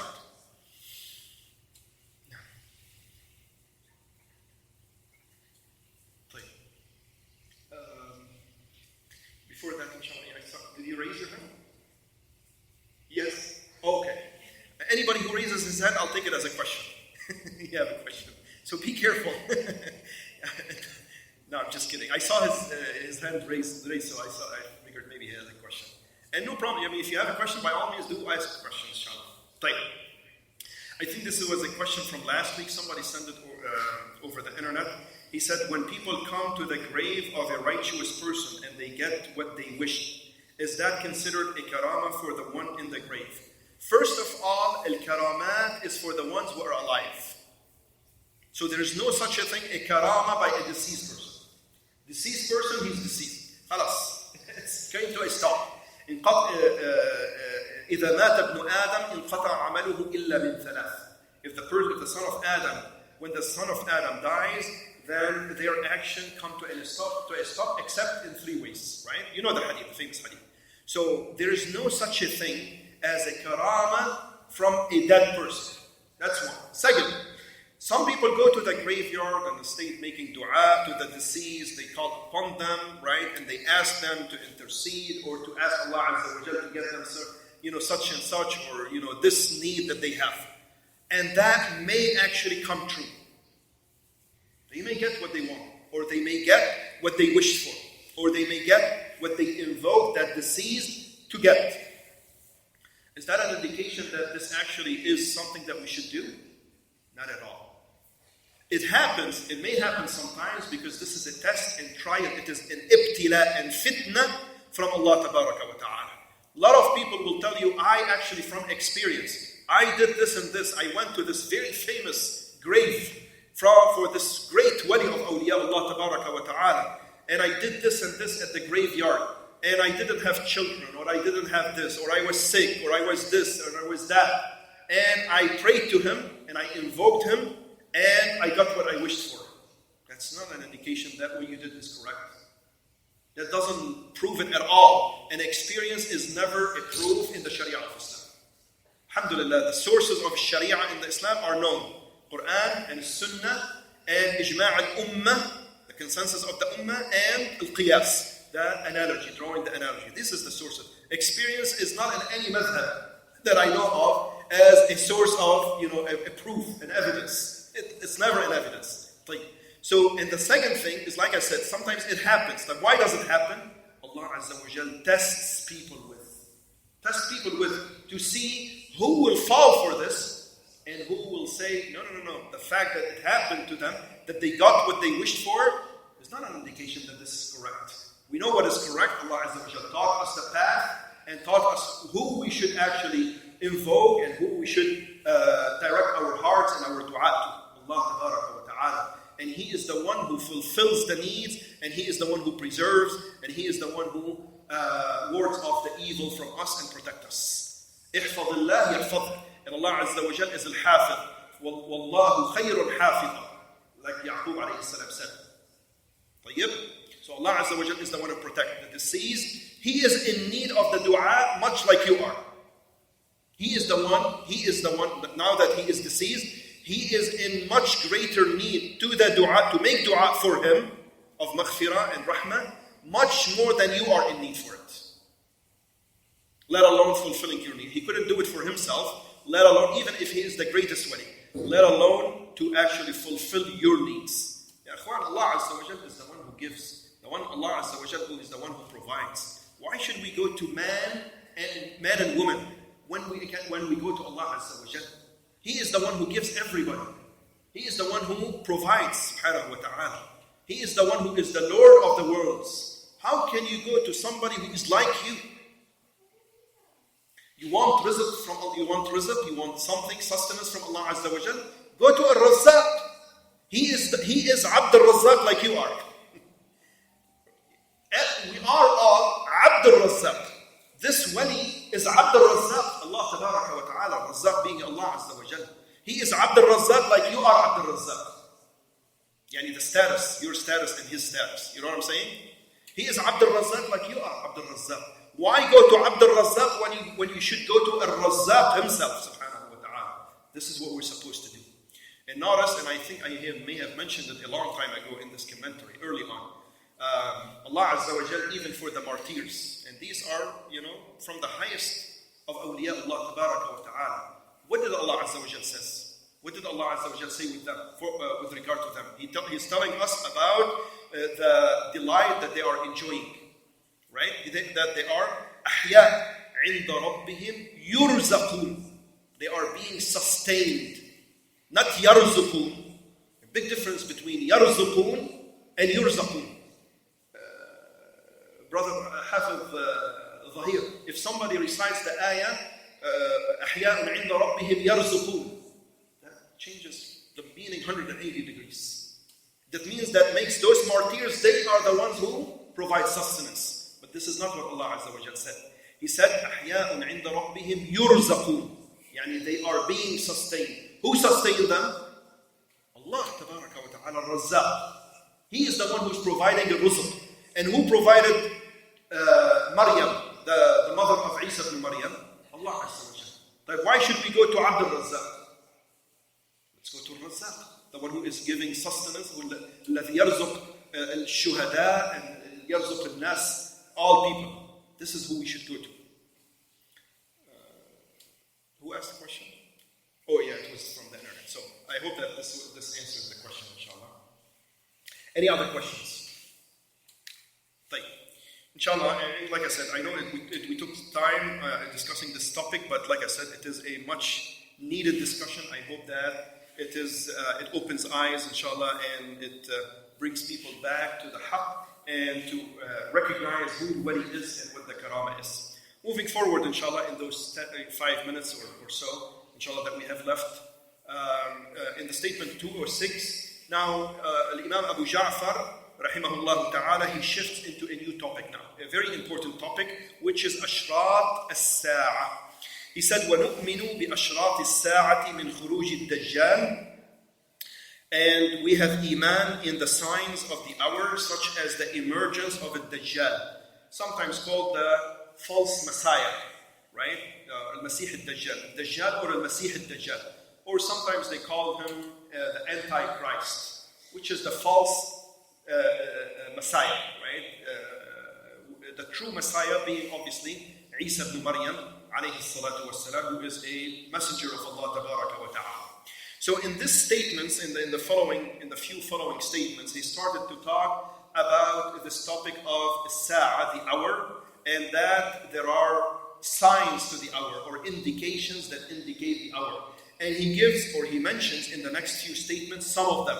He started off by the emergence of a Dajjal, one of them, and then he gives more of those signs of the hour in the next few statements. But in this statement, in these few statements rather, the Imam Abu Ja'far rahimahullah ta'ala, he started to mention some of the events of the unseen that will happen in the future, right?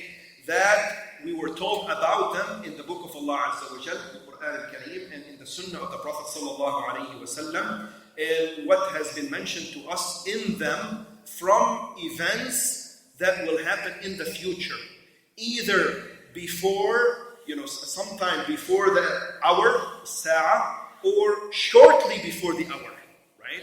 Sometime before the hour or close to the hour, within proximity of the hour time-wise, or shortly before the hour. And that this iman in them, in the hour, and in the signs of the hour, is part of an iman and is part of the pillars of an iman, and that we should and must believe in them when we learn about them. Any Muslim who hears or learns or reads about the evidence that there are signs for the hour, then whatever you read, then you must believe in them. And this becomes incumbent upon every person to actually believe them. If you didn't have knowledge about the signs, we don't say you must believe in them if you didn't know before, right? It is enough to believe the minimum level of an iman with respect to the pillar of al-awr al-yawm al-akhir, the last day, right? Is to believe that there will be a time when people will be resurrected and brought back to life, right? This hour that happens is the beginning of al-yawm al-akhir. The first event that happens is the hour, the sa'a, when everybody will be put to death. But when you learn that there are signs to it, that Allah Azza wa Jal told us about it, that Rasulullah Sallallahu Alaihi Wasallam told us about it, then you cannot deny them anymore. If you didn't know before, and now you read about them, then you must believe in every one of them. Whatever Rasulullah Sallallahu Alaihi Wasallam told us, whatever Allah Azza wa Jal told us. So this belief, so we must believe in these signs of the hour because of two reasons, due to two reasons. The first one is that it is part of an iman in al-ghayb in general, in the unseen, right? All of these are part of the unseen. And believing in the unseen, from what Allah Azza wa Jal told us, or foretold us, and what Rasulullah Sallallahu Alaihi Wasallam foretold us, we must believe in them all. The second one is that this is also from the pillars of an iman, because it is part of an iman in Yawm al-Akhir, in the last day. Part of the belief in Yawm al-Akhir, in the last day, is to believe in the signs, in the hour, and in the signs of the hour. Because these are what actually indicate the nearness or the closeness of the occurrence of the hour, right? The more you see from these signs, and as they get to the major ones, and we're going to talk about that, then this actually that means that the hour is getting closer and closer and closer. And only Allah Azza wa Jal knows when exactly it will happen. And this is based on what was conveyed to us from the book of Allah Azza wa Jal and from the Sunnah of the Prophet Muhammad Sallallahu Alaihi Wasallam. This iman in al-ghayb, and we did talk about that, is one of the most characteristics, one of the specific characteristics of the believers, and it is the first type of an iman that was mentioned in the Quran from the very beginning. Allah Tabaraka wa Ta'ala says in the ayat of Surah Al-Baqarah, from the very beginning, He says, Alif Lam Mim, ذَلِكَ الْكِتَابُ لَا رَيْبَ فِيهِ هُدًى لِلْمُتَّقِينَ. Who are they? الَّذِينَ يُؤْمِنُونَ بِالْغَيْبِ. SubhanAllah, from the very beginning. This is the first type of iman that is mentioned in the Quran. الَّذِينَ يُؤْمِنُونَ بِالْغَيْبِ وَيُقِيمُونَ الصَّلَاةَ وَمِمَّا رَزَقْنَاهُمْ يُنْفِقُونَ. This is the book whereof there is no doubt, a guidance to those who are muttaqun. Who are they? Who believe in al-ghayb. One of their characteristics is that they believe in the unseen, in the ghayb. And obviously, al-iman bil-ghayb, this iman in the unseen, right, includes al-iman billah, iman in Allah Azza wa Jal, iman in the angels. All of this is from al-iman bil-ghayb. We don't see any of those, right?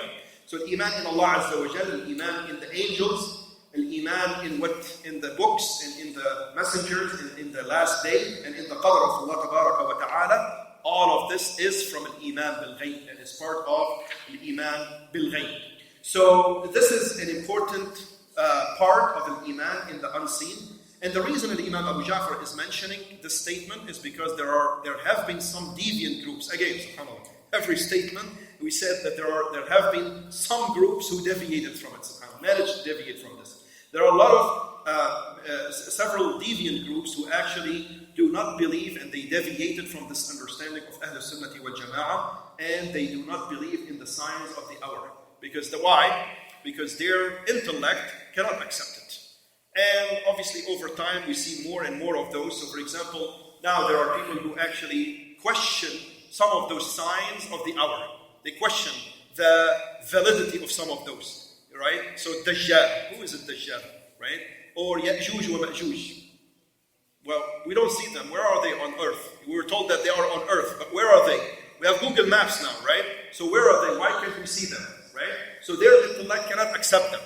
And now they even, label the understanding of our righteous predecessors and the A'imma of Ahl Sunnati wal Jama'ah, A'immat al-Huda, their understanding that they've had a medieval understanding, subhanAllah. They didn't understand, and now we cannot understand this.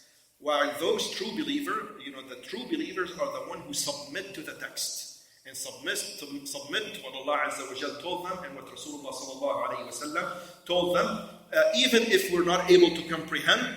Hence, this is the belief in the al-ghayb. Iman in al-ghayb is the test. It is in the unseen. We may not be able to quite understand what it is, right? Or comprehend what it is. But this is the test, that whether we truly believe or we don't believe, right?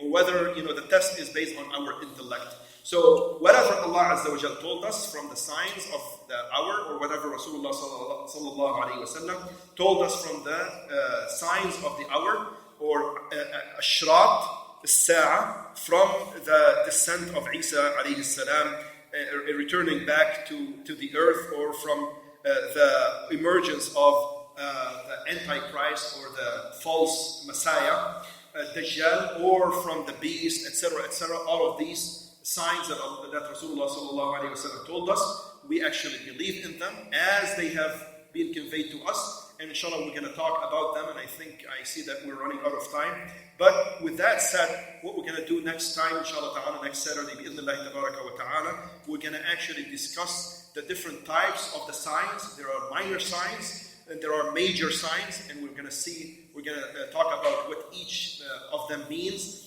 And we're going to talk about the 10 major signs that Rasulullah sallallahu alayhi wa sallam told us, and the order they're going to happen, or they're going to occur shortly before the hour. May Allah subhanahu wa ta'ala make us among those who are believers in Allah Azza wa Jal, those who are awliya of Allah tabaraka wa ta'ala, and may Allah subhanahu wa ta'ala give us steadfastness and keep bestowing upon us His tawfiq to see that which is haq as haq and that which is evil as evil. هذا والله أعلم وصلى الله وسلم وبارك على نبينا محمد والله أعلم والسلام عليكم